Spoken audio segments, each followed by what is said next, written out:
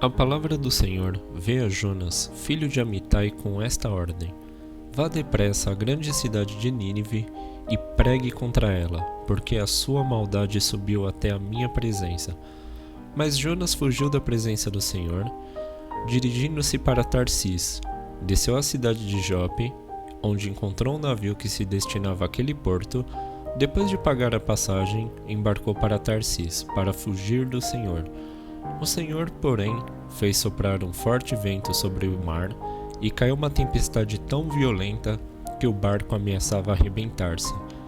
Todos os marinheiros ficaram com medo, e cada um clamava a seu próprio Deus, e tiraram as cargas ao mar para tornar mais leve o navio. Enquanto isso, Jonas, que tinha descido para o porão e se deitado, dormia profundamente.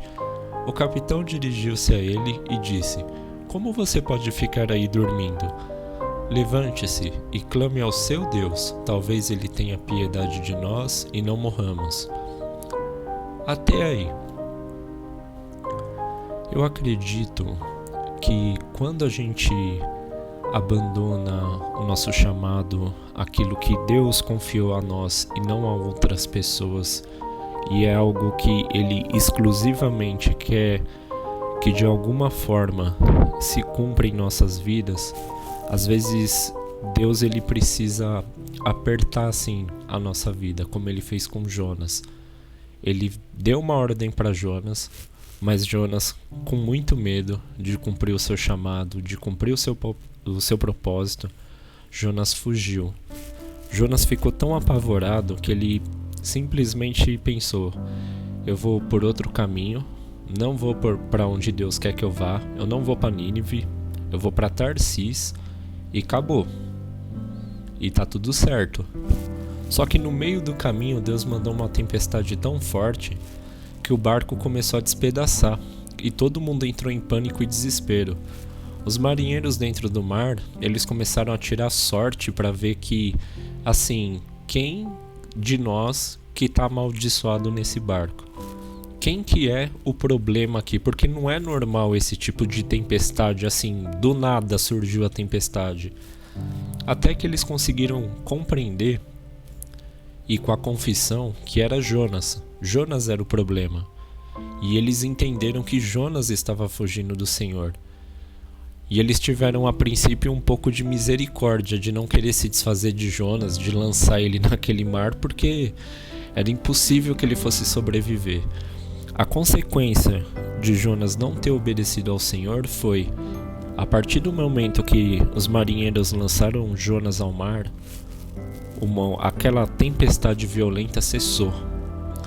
Depois disso, um peixe engoliu Jonas. Um grande peixe engole Jonas ao decorrer da história na Bíblia, e Jonas passa 3 dias lá, onde ele acaba se arrependendo.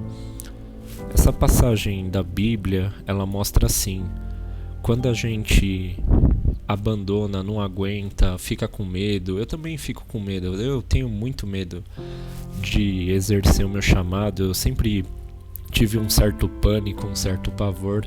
Só que assim, Deus te aperta, Ele não aceita. Não tem como você falar assim: beleza Deus, você é legal, você é bom, tenho que estudar, viver minha vida e beleza, ok. A importância do chamado ela é tão grande, mas ela é tão grande, o cumprimento de algo é tão importante para que tudo funcione corretamente na nossa vida, que Deus ele tem até o poder de fazer isso aqui.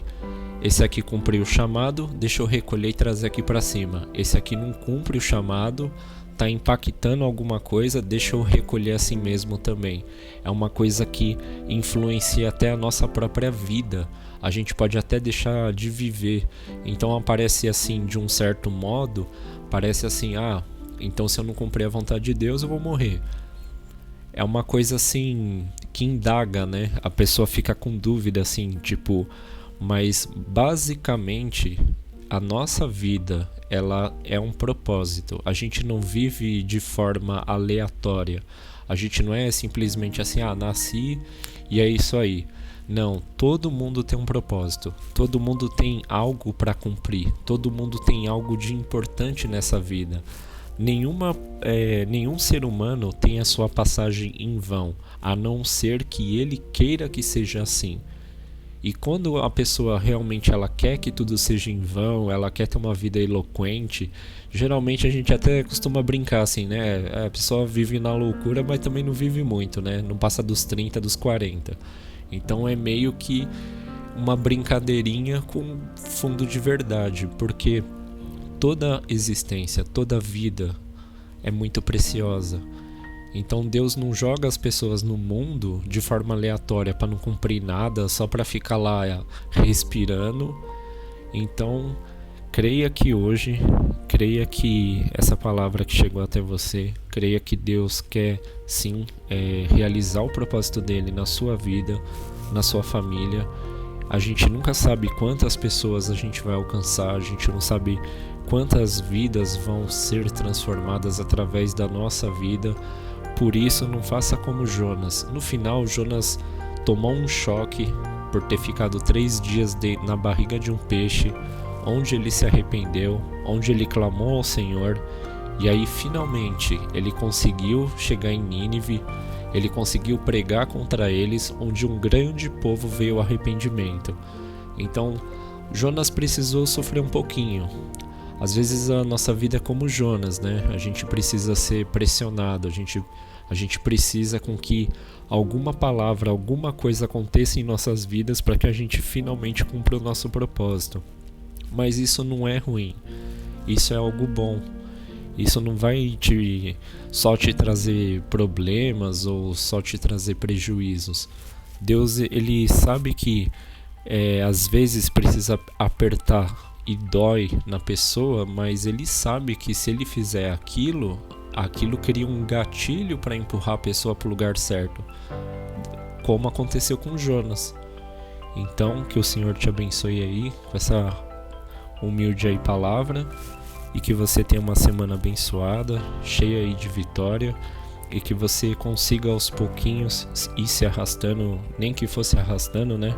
Nem que for literalmente assim, se arrastando, com pouca força, sem saber falar, sem saber o que fazer, mas o importante é falar assim: Pai, cumpri, fiz o que o Senhor pediu, e só alegria. E depois disso você mesmo vai testemunhar, você vai falar assim: pô, Deus está aliviando a mão nas minhas costas, agora as coisas estão começando a andar para frente, porque Deus, ele não deixa a gente patinar na vida de graça.